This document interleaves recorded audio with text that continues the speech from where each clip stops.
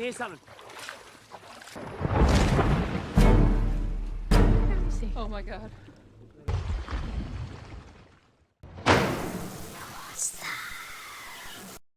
I see your monsters, I see your pain. Halo semuanya, selamat datang kembali di New Monster ID. Hari ini kita recap film apa ya? Ada ide nggak?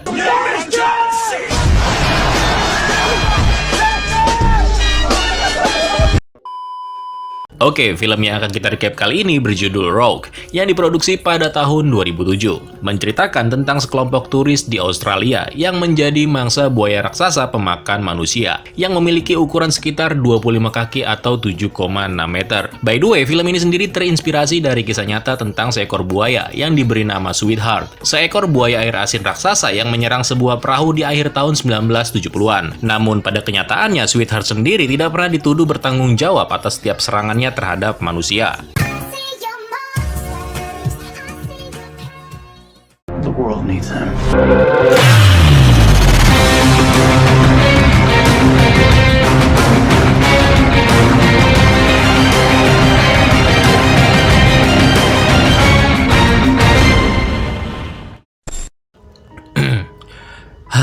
Oke, kisah dimulai di wilayah utara Australia. Tampak seorang jurnalis Amerika yang bernama Pete. Kedatangan Pete ke tempat ini adalah untuk melakukan liputan di sebuah taman nasional. Namun sebelum ke sana, Pete mau mampir dulu nih. Sebelah kiri ada pom bensin, sebelah kanan ada warkop, tapi yang nongkrong bapak-bapak semua. Dan akhirnya dia ke warkop. Nggak mungkin ke kiri dong, masa nyeruput bensin. Nah, sesampai di warung, dia memesan segelas kopi. Si pemilik warung lalu membuatkan kopi sambil memasukkan bumbu-bumbu rahasia. Can you hear me now? Oh no, it's over. Whatever. Why do you think I took this shitty job? Nah, sementara menunggu kopinya datang, Pete menerima panggilan telepon sambil mendekati beberapa foto dari artikel yang memperlihatkan berita tentang seekor buaya yang ditangkap akibat memangsa manusia. Salah satunya ketika si buaya menyerang dan memakan seorang anak berusia 12 tahun. Kemudian setelah mendapatkan kopi buatan si bapak, Pete lalu pergi dan bergabung dengan sekelompok turis dalam sebuah trip pelayaran mengarungi sungai untuk mengamati kehidupan buaya di Taman Nasional. Nah, trip itu akan dipimpin oleh seorang peneliti satwa liar yang bernama Kate. Selain para turis, Pete dan Kate, ada juga seekor anjing yang bernama Kevin. Kevin ini temannya Kate, jadi suka-suka dia lah ya membawa anjing, kucing, atau Godzilla terserah ya. Singkat cerita, mereka mengarungi sungai ini. Ada yang kepanasan, ada yang ngerokok terus disuruh pindah karena asapnya ganggu, dia nggak marah. Ada juga yang makan ngumpet-ngumpet, kayak bocah takut diambil makanannya. Ya, pokoknya seru-seru lah orang ini. Sampai di perjalanan, mereka juga bertemu dengan turis lain yang lagi ngasih makan buaya. Nah, kemudian Kate lalu menjelaskan kalau buaya tadi adalah salah satu yang terbesar. Dia bisa melompat tinggi dengan memanfaatkan ekornya. Mereka juga melihat satu sosok buaya air asin lagi yang lebih besar dan lebih tenang. By the way, jenis buaya di film ini kalau nggak salah ya, itu jenis buaya muara atau buaya bekatak. Atau bisa juga disebut buaya air asin. Nah, kemudian Kate lalu menjelaskan kalau buaya tersebut sudah hidup sejak zaman dinosaurus dan bisa mengembangkan kemampuan berburunya. They can swim underwater at up to 20 miles an hour without making a ripple on the surface.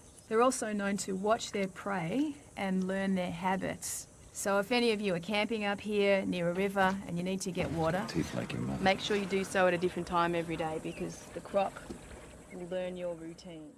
Kemudian mereka lanjut lagi nih, tapi nggak lama setelah itu datang dua orang menggunakan speedboat. Nah, dua orang ini nggak jelas cuy, muter-muter sampai menabrak perahunya para turis.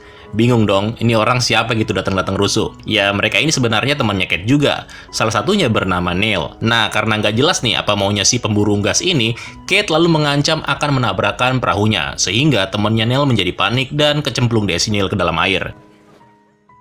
Kemudian nggak terasa nih sudah 2 jam mereka menyusuri sungai dan saatnya kembali pulang. Nah, ketika baru aja mau pulang, salah seorang turis yang sedang merekam istrinya mendadak dikejutkan dengan kemunculan flare di kejauhan. Dia lalu memberitahukannya kepada Kate, di mana kemudian semua orang juga melihat penampakan tersebut. Oh Jesus, I saw it. There's one there. Did you see that guy?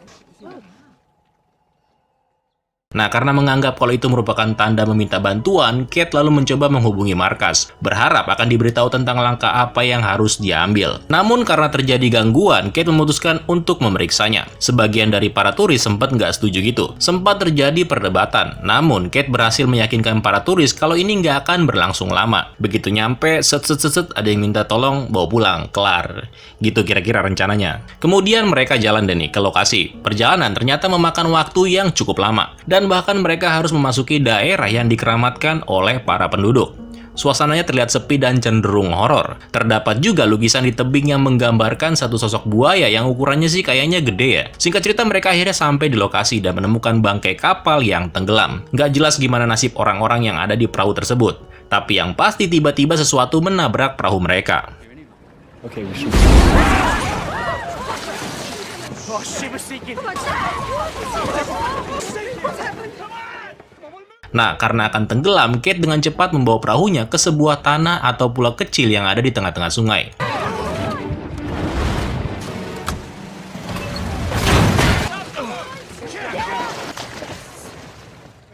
Dan setelah itu beberapa turis menjadi panik dan ngedumel sana-sini. Kan, apa gue bilang, coba tadi pulang, bla bla bla bla bla, sampai salah seorang turis menemukan kalau mereka ini sedang ada di Sungai Pasang, yang nanti malam diperkirakan volume air sungai akan naik sampai pulau tempat mereka berdiri hilang kerendam air. Nah, di sini mereka bingung nih, apakah harus menyeberang dan melewati air sungai, atau tetap di sini sampai tenggelam. Nah, pada saat sedang berdebat itu tanpa sadar, satu bapak-bapak yang bernama Everett berdiri terlalu ke pinggir cuy. Alhasil si bapak menghilang. You're not going in the water. Come on. Here's something. Oh my god.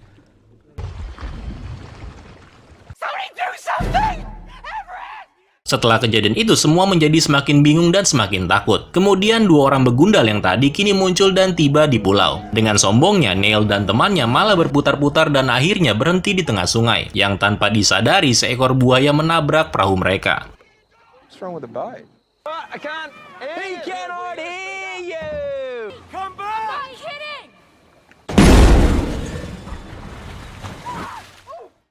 Neil berhasil berenang dengan selamat, sementara temannya Colin harus mati. Di sini sebenarnya Kate yakin kalau ayahnya pasti bakal mencari dirinya, karena dia nggak pulang. Tapi kapan bantuan akan datang, nggak ada yang tahu. Apalagi pada saat malam tiba, air sedikit demi sedikit mulai naik. Nah, karena nggak ada jalan lain, Neil memiliki ide dengan cara menyeberang. Pertama-tama, Neil akan berenang terlebih dahulu ke tepi sungai, dan kemudian mengikat tali di antara dua pohon, sehingga memungkinkan kelompok tersebut menyeberangi sungai. Terjadi perdebatan lagi nih, namun Neil mengatakan percuma gitu kalau terus-terusan di sini. Ketika air naik nanti, maka tetap aja bakal jadi santapan buaya. Karena si buaya pasti bakalan datang lagi. Still in its territory. And it doesn't like it. If they tag you as a food supply, they don't stop. It's like a vicious dog just guarding a piece of meat in its backyard. Jesus. Singkat cerita, rencana pun dilakukan. Perlahan-lahan Neil memasuki sungai dan berenang dengan tenang dan berhasil tiba di seberang. Dari sana, Neil mengikatkan tali sebagai alat untuk menyeberang. Rencananya, orang-orang akan menyeberangi sungai sambil gelantungan. Nggak ada alat bantuan, cuma mengandalkan kekuatan tangan dan kaki serta doa. Nah, orang pertama yang akan menyeberang adalah Mary, istrinya si Everett, si pria yang udah mati dicaplok buaya. Namun, di tengah perjalanan, saking takutnya si Mary malah membeku cuy. Dan dia diem pas di tengah-tengah.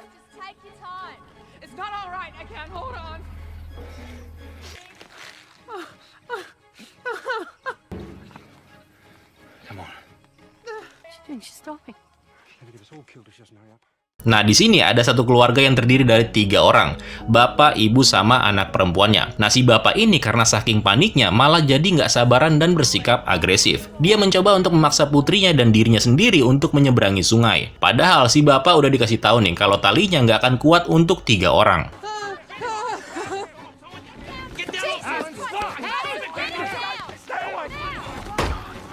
Fucking don't do that, you stupid fucker. Iya, emang goblok dia bang. Marahin aja bang. Marahin bang. Nah, karena talinya nggak sanggup untuk menahan beban 3 orang, perlahan-lahan terlihat mulai putus. Melihat hal tersebut, Neil sebenarnya berniat melakukan sesuatu. Tapi tiba-tiba seekor buaya muncul tepat di sebelah Neil. Neil, come on! She's freaked! Get her moving! Neil mati dalam serangan itu. Panik dong, panik lah masa enggak. Nah di tengah kepanikan yang terjadi, pohon yang menahan tali tiba-tiba ikutan putus, sehingga membuat 3 orang jatuh ke dalam air. Mereka memang pada akhirnya berhasil berenang kembali ke pulau. Si bapak yang tadi nggak sabaran sekarang meminta maaf, karena gara-gara dia semuanya jadi hancur berantakan. Tetapi setelah selesai meminta maaf, sialnya si bapak malah dicaplok buaya.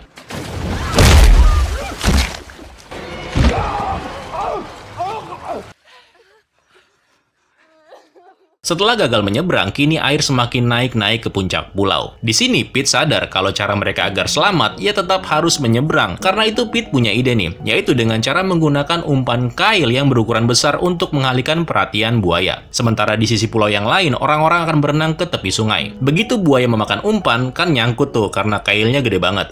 Nah, orang-orang langsung nyeberang deh. Teorinya gitu cuy. Cuma masalahnya umpannya kan nggak ada. Nah, mereka ini sempat berdebat kalau umpannya pakai si Kevin aja. Mendengar hal itu, Kate ngamuk dong nggak mau. Tapi untungnya salah seorang turis nemu bangkai burung kepunyaan Neil di kejadian awal tadi. Oke, rencananya pun akan dijalankan. Pete adalah yang memegang umpan, dan itu akan menjadikannya orang yang terakhir. Kemudian setelah menunggu lama banget cuy, asli nggak datang-datang si buayanya. Dan tiba-tiba jangkar ditarik oleh si buaya.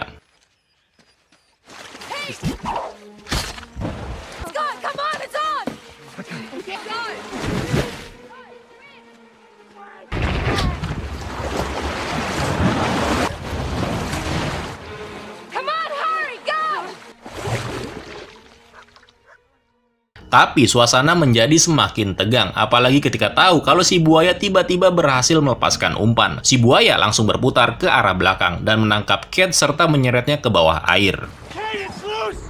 I don't know what it is! Swim! We'll catch up with you!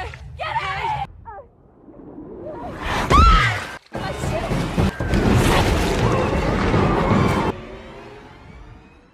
Nah, si Pete yang udah tahu kalau Kate telah dimangsa buru-buru berenang menyeberangi sungai bersama dengan Kevin. Sementara yang lainnya sudah pergi lebih dahulu untuk mencari bantuan. Pete yang udah pasrah kini berjalan untuk menyusul para turis yang lain. Sampai pada pagi harinya, dia terlihat sangat kecapean. Dan sialnya lagi nih, si Kevin tiba-tiba entah kemana. Dengan terpaksa, Pete mau nggak mau mengejar Kevin. Sampai dia tiba di sebuah pohon besar dengan lubang tepat di bawahnya. Tanpa disadari, Pete malah jatuh ke sebuah saluran sempit yang menuju ke dalam goa yang berukuran besar, di mana dia menemukan mayatnya Neil yang sudah hancur berantakan. Pete rupanya baru sadar nih kalau goa tempat dia berada sekarang adalah sarang si buaya. Dan yang mengejutkan, Pete juga menemukan Kate yang masih hidup dengan luka yang sangat parah. Pete kemudian mencoba untuk membawa Kate keluar, tapi tiba-tiba Kevin mendengar suara dan langsung berlari untuk melihatnya. Dan ternyata... Kevin, get back here!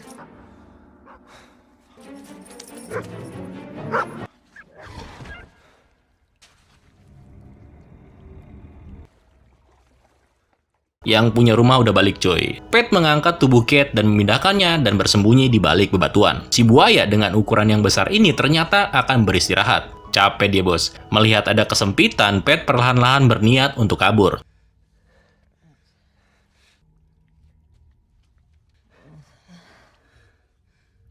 Itu jantungnya gue yakin bunyinya kayak gini cuy.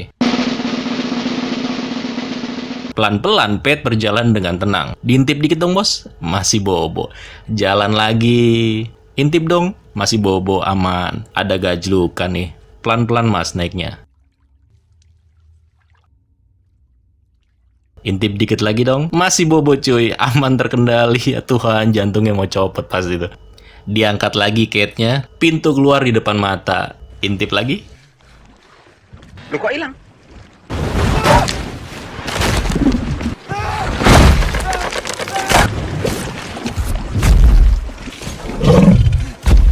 Nah, untungnya Pete berhasil menghindar dan ngumpet di antara sela-sela bebatuan. Beberapa upaya dilakukan si buaya untuk membunuh Pete. Sesekali Pete bisa menghindar dan bahkan sebongkah kayu besar tetap nggak menghalangi si buaya untuk terus menerjang. Sampai-sampai nih tangannya Pete digigit oleh si buaya. Pete memang sempat melukai mata si buaya dengan menusukkan kayu. Tapi kemudian si buaya malah memilih untuk memakan Kate yang lagi pingsan di antara sela-sela bebatuan. Melihat hal itu, Pete kemudian mempunyai sebuah ide. Dia mencoba memancing si buaya. Pete mengambil patahan kayu dan menopangkannya ke batu besar, dengan ujung kayunya mengarah keluar. Dan pada saat buaya menerjang,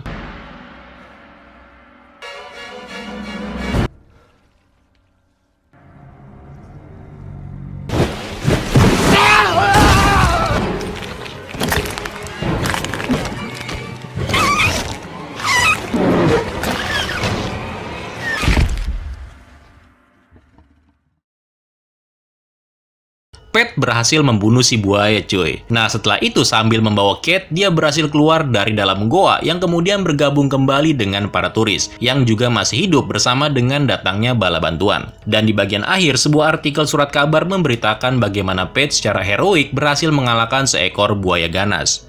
Dan tamat sampai di sini.